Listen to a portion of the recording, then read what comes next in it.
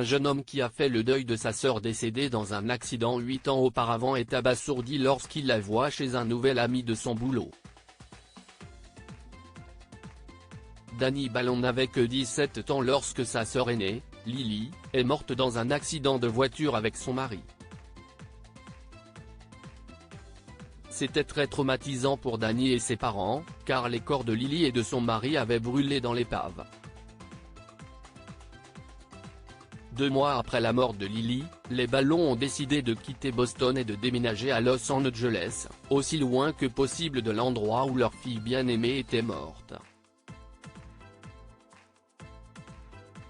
Dany s'est adapté à sa nouvelle vie en Californie, mais il n'a jamais oublié sa sœur bien-aimée.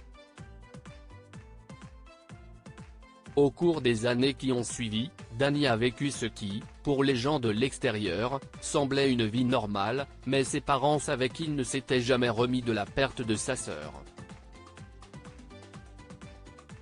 Chaque année, il marquait l'anniversaire de la mort de Lily. Il n'arrivait pas à croire qu'elle était vraiment partie, quelque chose dans son cœur lui disait que ce n'était pas possible. Dany est allé à l'université et a obtenu son diplôme d'ingénieur en mécanique, et une fois diplômé, il a accepté une offre d'emploi à Boston. « Oh Dany », dit sa mère en soupirant. « Honnêtement, je ne pense pas que retourner là-bas soit une si bonne idée. » « Maman, dit-il. Je pense que c'est exactement ce dont j'ai besoin, un moyen de tourner la page, d'accepter la mort de Lily. Ça fait 8 ans et je n'arrive toujours pas à y croire. » Donc Dany est retourné à Boston et s'est trouvé un petit appartement dans son ancien quartier.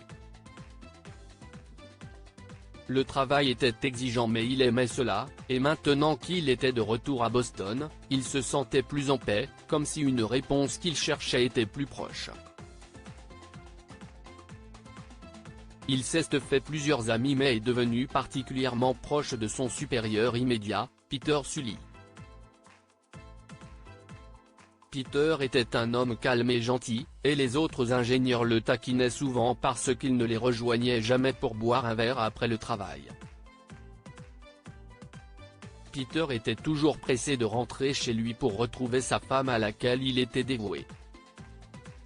« On ne peut pas lui en vouloir », dit avec envie un ami de Dany. « C'est la plus belle femme que j'ai jamais vue. » Dany était curieux de connaître cette charmante épouse, mais Peter n'avait aucune photo d'elle sur son bureau.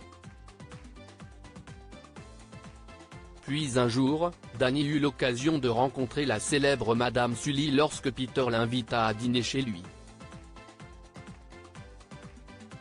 En se rendant chez Peter, Dany a acheté une bonne bouteille de vin et un bouquet de fleurs d'été pour ses hôtes.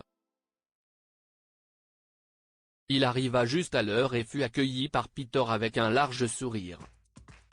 « Entre, Dany, je te présente ma chère Lily. »« Lily ?» demanda Dany. « Le nom de ma sœur était Lily. »« Je ne savais pas que tu avais une sœur » s'exclama Peter. « Est-ce qu'elle vit à Los Angeles ?» Dany secoua la tête. « Non. Ma Lily est morte dans un accident de voiture il y a 8 ans. » Peter a pris un air compatissant et a dit, « Je suis vraiment désolé, Dany, je n'avais aucune idée. » C'est alors qu'une femme grande et mince aux longs cheveux au burn entra, portant un plateau avec des verres à vin. « Dany, dit fièrement Peter, je voudrais te présenter ma femme, Lily. » Lily a souri gentiment, puis elle a sursauté. Le plateau lui a glissé des doigts et tous les verres se sont brisés sur le sol. « Dany ?» a-t-elle demandé. « Dany, c'est vraiment toi ?» Dany ne croyait pas ses yeux. La femme dont Peter avait dit qu'elle était sa femme était sa sœur Lily. Dany a vacillé et est tombé dans les pommes. Quand il est revenu à lui, il était allongé sur un canapé et Peter le regardait avec inquiétude. « Qu'est-ce qui se passe ici ?» a-t-il demandé. « Vous vous évanouissez. Ma femme est en état de choc. » Vous vous connaissez tous les deux? Danny s'est assis et a attrapé la main de Lily. Il continuait à la tapoter, persuadé que tout ceci n'était qu'un rêve. « Lily ?» a-t-il demandé. « Si est-ce vraiment toi ?» Lily souriait, ce merveilleux sourire dont Danny se souvenait si bien. « Oui, Danny, si est moi. Je croyais que tu étais morte, on t'a enterrée !» s'exclama Danny. « Maman et papa. Ça fait 8 ans qu'on te pleure. Je suis désolé Danny, mais je n'étais pas moi-même pendant très longtemps, » a expliqué Lily. Le soir de sa mort, mon mari m'a dit qu'il me quittait, qu'il avait une liaison. Nous avons fini par nous disputer et il m'a battu très violemment. Il a dû penser qu'il m'avait tué parce qu'il m'a jeté sur le bord d'une route déserte. La femme dans la voiture devait être sa maîtresse. Des enfants m'ont trouvé le lendemain et m'ont emmené à l'hôpital. J'avais une grave commotion et des lésions cérébrales, et il m'a fallu beaucoup de temps pour me rappeler qui j'étais. Puis j'ai rencontré Peter. Lily a souri à son mari avec amour. Et petit à petit, je suis redevenu moi-même. Mais quand je suis parti à ta recherche, toi, maman et papa étiez partis et je ne savais pas où. Je n'aurais jamais imaginé que mon petit frère entrerait directement dans ma maison. Lily a mis ses bras autour de Danny et l'a serré fort dans ses bras. Danny a appelé ses parents pour leur dire que Lily était vivante et heureuse, et ils ont pris l'avion le lendemain. En regardant les retrouvailles de ses parents avec Lily, Danny a eu l'impression qu'un long cauchemar avait enfin pris fin.